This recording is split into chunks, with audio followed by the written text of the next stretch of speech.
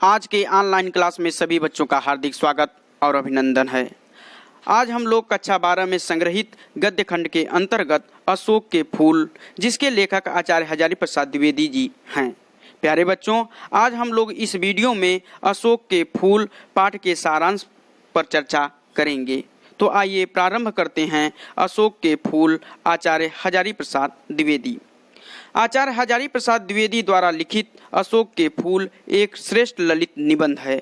इस निबंध में द्विवेदी जी ने अशोक के फूल के सामाजिक, धार्मिक, साहित्यिक एवं ऐतिहासिक महत्व का वर्णन किया है। प्राचीन संस्कृति की ही तरह इस वृक्ष की उपेक्षा से द्विवेदी जी चिंतित हैं। वर्तमान में भारतीय संस्कृति में अशोक के पेड़ की उपेक्षा के माध्यम से प्राचीन संस्कृति के विस्मरण के प्रति अपनी चिंता को व्यक्त किया है। पहला जो बिंदु है, अशोक के फूल को देखकर लेखक का उदास होना। अशोक के फूल को देखकर लेखक का मन क्यों उदास होता है, इसका प्रमुख कारण क्या है, इस बिंदु में इस विषय पर बताया गया है। अशोक के वृक्ष पर खिले लाल रंग के फूलों को देखकर लेखक का मन उदास हो जाता है। वह अपनी उदासी का कारण स्पष्ट करते हुए कहता है कि वह इसलिए दुखी नहीं है कि अशोक के फूल अधिक सुंदर हैं या उसकी सुंदरता से उसे ईर्ष्या हो रही है, और न ही वह उसकी कमियों की ओर इशारा करके उसे अभागा बताकर तथा सहानुभूति दिखाकर स्वयं को उससे सुंदर, सर्वगुण संपन्न बताकर अपने मन को सुखी बना रहा है। उसके दुख का कारण यह है कि जिस अशोक के फूल का वर्णन करके कालिदास ने उसे अत्यधिक सम्मान का अधिकारी बनाया, उसी अशोक को भारतीय साहित्य साधना के पिछले 1000 वर्षों के साहित्य में भुला दिया गया है। उत्तर भारतीय साहित्यकारों का अशोक के प्रति यह अपमानपूर्ण व्यवहार किसी भी दृष्टि से उचित नहीं है।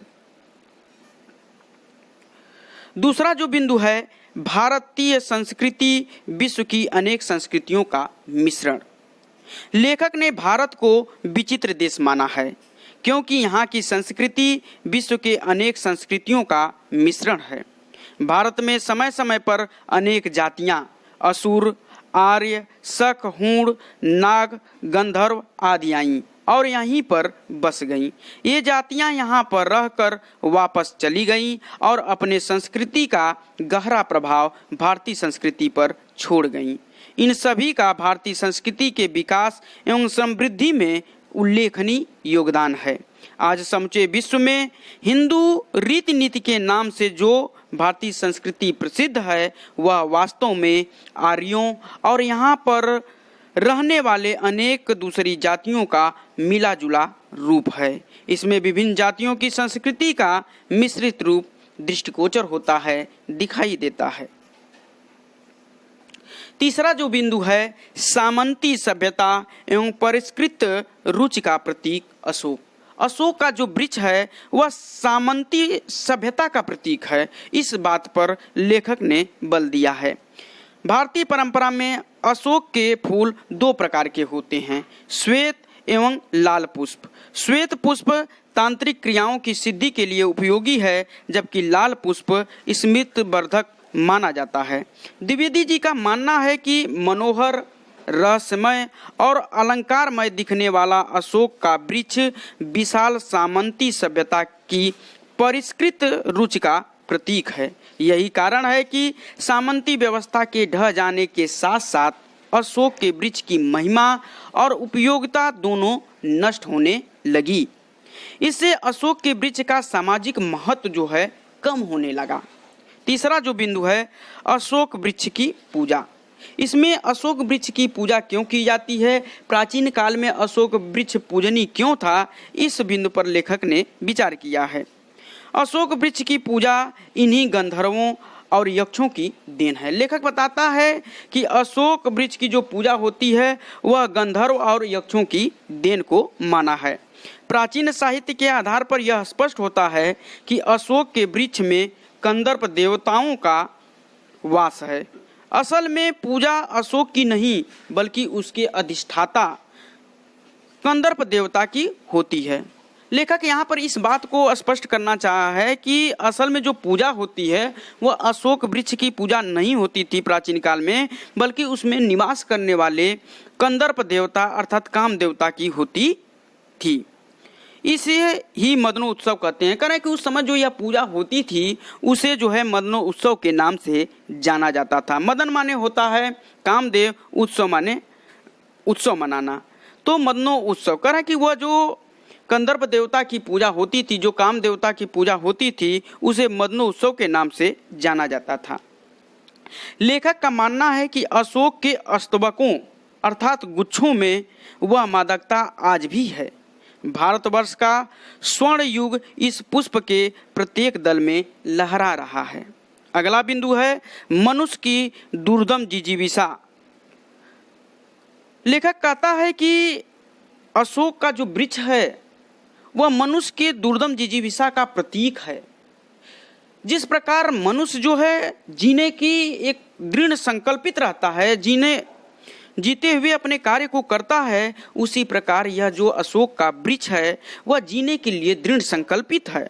लेखक का मानना है कि दुनिया की सारी चीजें मिलावट से पूर्ण हैं। कोई भी वस्तु अपने विशुद्ध रूप में उपलब्ध नहीं है। इसके बावजूद केवल एक ही चीज विशुद्ध है और वह है मनुष्य की दुर्दम जिजीविषा।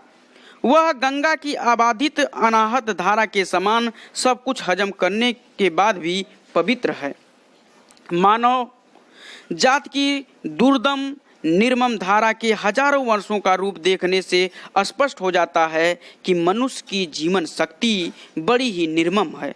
वह सभ्यता और संस्कृति के वृथा मोहों को रोदती चली आ रही है। ना जाने कितने धर्माचारों, विश्वासों, उत्सवों और व्रतों को धोती बहाती हुई यह जीवन धारा आगे बढ़ी है। लेखक के कहने का आशय यह है कि जिस प्रकार मनुष्य ने जन्म लिया और मनुष्य ने इस पृथ्वी पर रहते हुए अनेक सभ्यता और संस्कृति का निर्माण किया, और जब वह सभ्यता और संस्कृति जो है उस युग में नहीं ढल पाई तो अगली सभ्यता और संस्कृति का निर्माण किया। उसे थोड़ा भी मोह नहीं आया और उस सभ्यता और संस्कृति को रोदता हुआ आगे बढ़ा और निश्चित रूप से अपने जीवन का विकास किया। सभ्यता और संस्कृति निरंतर परिवर्तनशील है। लेखक ने इस बात को स्पष्ट किया है कि सभ्यता और संस्कृति निरंतर परिवर्तनशील है, इसमें परिवर्तन होता रहता है। लेखक कहता है कि आज जिस संस्कृति को हम लोग बहुमूल्य मान रहे हैं वह हमेशा ऐसी ही नहीं बनी रहेगी। संसार का नियम है कि समय के साथ साथ सब कुछ बदलता रहता है। आज जो वस्तु अथवा परंपरा है वह कल अवश्य ही परिवर्तित होगी और तब वह एक भिन्न रूप में हमारे सामने उपस्थित होगी। यही बात संस्कृति पर भी लागू होती है। उसी समय सम्राट और सामंतों ने जिस संस्कृति को जन्म दिया था वह मनमोहक और व्यक्ति को अपनी ओर आकर्षित कर देने वाला था, पर समय के साथ साथ एक दिन वह भी समाप्त हो गई। इसके पश्चात धर्म के आचार्यों ने जिस ज्ञान और वैराग्य को बहुमूल्य समझा उसे समाज में प्रतिष्ठित भी किया, परंतु उसका अस्तित्व भी धीरे धीरे समाप्त हो गया। आगे लेखक कहता है कि मध्य युग में मुस्लिम शासकों के अनुकरण पर जो रसिक संस्कृति समाज में उमड़ी वह भी भाप बनकर कुछ दिनों में ना जाने कहाँ उड़ गई, अर्थात समाप्त हो गई। हमारी वर्तमान संस्कृति भी मध्ययुगीन रसिकता के से निर्मित है और वह व्यावसायिक भी है, पर एक दिन इस व्यावसायिक संस्कृति का कमल भी मुरझाकर नष्ट हो जाएगा। अर्थात लेखक के कहने का आशय यह है कि जो संस्कृति आज हमारी है वह कुछ समय बाद वह संस्कृति भी समाप्त हो जाएगी और एक नई संस्कृति जन्म लेती है जिसमें नवीन चेतना होती है। समाज को बदलने के लिए युवा वर्ग आगे आते हैं और उसमें परिवर्तन के लिए लालायित रहते हैं। समय बड़ा बलवान है, इसके प्रहार से आज तक कोई भी बच नहीं पाया है। अगला जो बिंदु है हमारा अशोक के फूल का मदमस्त होना। लेखक ने इस बात पर बल दिया है कि जो अशोक का वृक्ष है, जो प्राचीन काल में पूजनीय था, उसके प्रति जो है लेखक श्रद्धा भाव रखते थे और अपने साहित्य में उसका वर्णन करते थे। लेकिन जब हजार वर्षों से उस वृक्ष को उपेक्षित कर दिया गया है, लेकिन वह आज भी अपने आप में क्या है, मस्त है, इसी का वर्णन लेखक ने इस बिंदु में स्पष्ट किया है।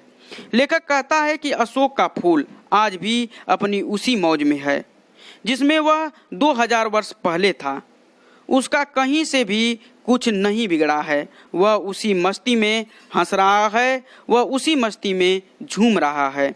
परंतु जो लोग उसके महत्व को प्राचीन समय में देख चुके हैं, वह उसकी महत्ता की छत को देखकर दुखी होते हैं। कह रहे हैं कि लेखक कह रहा है कि जो लोग अशोक के उस पूजनीय रूप को देखा था, जो सम्मान जो है उसके प्रति जो श्रद्धा भाव प्राचीन काल में था, जो लोग उसको देखे थे, निश्चित रूप से आज अशोक के पेड़ को उपेक्षित देखकर उनको कष्ट होता है, दुख होता है। उन दुखी लोगों में से लेखक भी एक है, जो अशोक के फूलों की दुर्दशा देखकर आहत है, बड़ा कष्ट में है। अंततः लेखक कहता है कि अशोक आज भी ज्यों का त्यों अपने अस्तित्व के लिए अपनी मस्ती में झूम रहा है। मनुष्य उसे देखकर अपनी मनोवृत्तियों के अनुसार उससे आनंदित हो सकता है तथा दुखी भी। लेखक आगे इस बात को स्पष्ट करना चाहता है कि जो आज अशोक का वृक्ष दिखाई दे रहे हैं, अशोक अपने आप में मस्त है, वह प्रसन्नचित्त है, खुश है। लेखक को उससे सीखना चाहिए कि मनुष्य को अपने जीवन में उसी वृक्ष को देखकर, जिस प्रकार अशोक का वृक्ष आज उपेक्षित है, लेकिन उस पर कोई भी उसका कोई प्रभाव नहीं पड़ा है, उसमें कोई भी नकारात्मक विचार नहीं आए हैं, वह अपनी मस्ती में है, अपनी प्रसन्नता में है। इसी प्रकार मनुष्य को भी अपना जीवन व्यतीत करना चाहिए।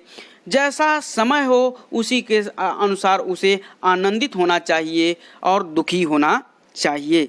जैसे कालिदास और मैंने अपनी अपनी मनोवृत्तियों के चलते उसमें रस का अनुभव किया। लेखक इस बात को स्पष्ट करना चाहता है कि जैसे कालिदास और मैंने, जिनका लगाव जो है अशोक के वृक्ष से काफ़ी था और उन्होंने अपने साहित्य में उस अशोक के वृक्ष के महात्म को, उसकी महिमा को, उसके पूजनीय रूप को समाज में दिखाया, लेकिन आज के लेखकों को यह पसंद नहीं है, इसलिए वह हजार वर्षों से उपेक्षित है। लेकिन इसमें जो है लेखक का रस छिपा हुआ है। लेखक को जिस चीज़ का वर्णन करने में उसे आनंद मिल रहा है, उसे उसी चीज़ का वर्णन करना चाहिए।